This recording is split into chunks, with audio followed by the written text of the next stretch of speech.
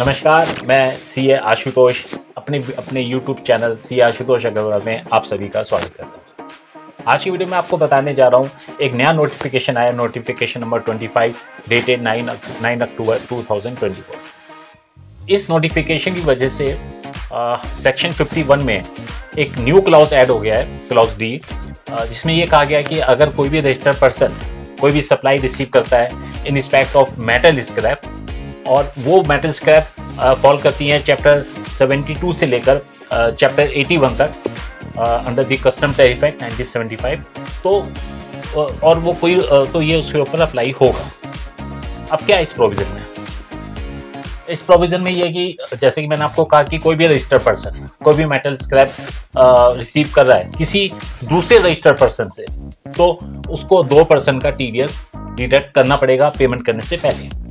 यानी कि अगर मान लीजिए उसने 100 रुपये की कोई सप्लाई रिसीव करी तो उसको दो रुपये का TDS काट के 98 रुपीज़ अपने सप्लायर को पे करना है।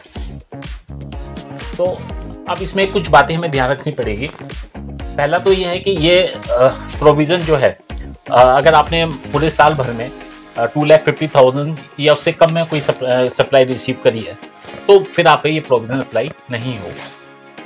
सबसे इंपॉर्टेंट बात। दूसरा, पहले क्या होता था, पहले सेक्शन 51 में क्लॉज ABC, जनरली सभी सेक्शंस गवर्नमेंट से रिलेटेड होते थे या गवर्नमेंट अथॉरिटी से रिलेटेड होते थे, या कोई भी अगर उन्होंने कॉर्पोरेशन या कोई भी सेटअप किया है गवर्नमेंट, जिसमें गवर्नमेंट की और स्टेट गवर्नमेंट की, सेंट्रल गवर्नमेंट की 51% होल्डिंग है, तो उन्हीं पे अप्लाई था, या जो पब्लिक सेक्टर अंडरटेकिंग्स हैं उन पे ये प्रोविज़न अप्लाई था।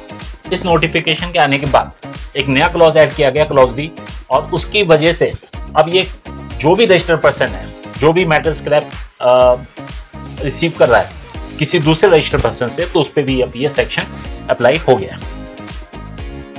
अब बात करते हैं कि सेक्शन, जैसे कि मैंने आपको कहा, ये नोटिफिकेशन अप्लाई होगा तब जब आपने 2,50,000 विदाउट एनी GST कोई गुड्स, कोई मेटल स्क्रैप रिसीव किया है साल भर के अंदर, तो अब आपको तब मतलब 2,50,000 से ऊपर आपने कोई मेटल स्क्रैप रिसीव किया है तभी ये प्रोविज़न आप पे अप्लाई होगा। अगर आपने 2,50,000 रुपये से कम का स्क्रैप रिसीव किया है किसी दूसरे रजिस्टर्ड पर्सन से, तो ये प्रोविज़न आप पे अप्लाई नहीं होने चाहिए।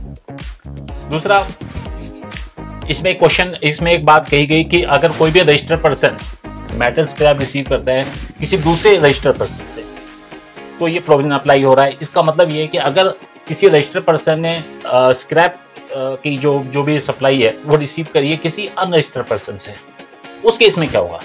उस केस में जो भी रिसीवर है, जो भी रिसीविंग रजिस्टर्ड पर्सन है, उसको TDS काटने की जरूरत नहीं है। फिर क्या होगा? फिर इसमें ये होगा कि जो भी रिसीविंग पर्सन है उसको जो भी टैक्स बनता है उसके ऊपर, उस गुड्स के ऊपर, उस स्क्रैप के ऊपर, उसको पूरा टैक्स RCM बेसिस पे डिपॉजिट करना पड़ेगा गवर्नमेंट को, और उसका भी वो इनपुट क्रेडिट बाद में ले सकता है। इसके अलावा हमें इस बात का भी ध्यान रखना होगा कि ये प्रोविज़न किस केस में अप्लाई नहीं होगा। अगर मान लीजिए जो सप्लायर है वो एक स्टेट का है और उसी स्टेट में प्लेस ऑफ सप्लाई है, लेकिन जो बायर है, जो रिसीवर है, वो किसी और स्टेट का है, तो उस केस में ये प्रोविज़न अप्लाई नहीं होगा। हम फॉर एग्जाम्पल के इसको समझते हैं। मान लीजिए सप्लायर है दिल्ली का, प्लेस ऑफ सप्लाई भी दिल्ली की है, लेकिन जो बायर है वो हरियाणा का है, तो उस केस में ये अप्लाई नहीं होगा। तो ये प्रोविज़न का हमें देखना पड़ेगा कि किन किन कंडीशंस पे अप्लाई होगा। इसके अलावा सरकार ने, गवर्नमेंट ने, GST ने इसकी एडवाइजरी भी इशू करी है। एडवाइजरी आई है 26 नवंबर को। जैसे कि हम सब लोग जानते हैं कि TDS अगर हम डिडक्ट कर रहे हैं उसके लिए हमें एक सेपरेट रजिस्ट्रेशन लेना पड़ेगा नॉर्मल रजिस्ट्रेशन के अलावा।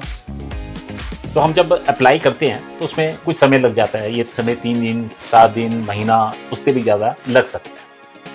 तो अब ये प्रोविज़न जो आया है, जो अप्लाई हुआ है, वो हुआ है 10 अक्टूबर से। तो यानी कि जो भी बायर है वो 10 तारीख से जो भी स्क्रैप रिसीव कर रहा है तो उसको तो TDS डिडक्ट करना पड़ेगा 2% के हिसाब से 10 अक्टूबर या उसके बाद से। लेकिन उसको रजिस्ट्रेशन जाके मिला है नवंबर में, तो अब वो क्या करे?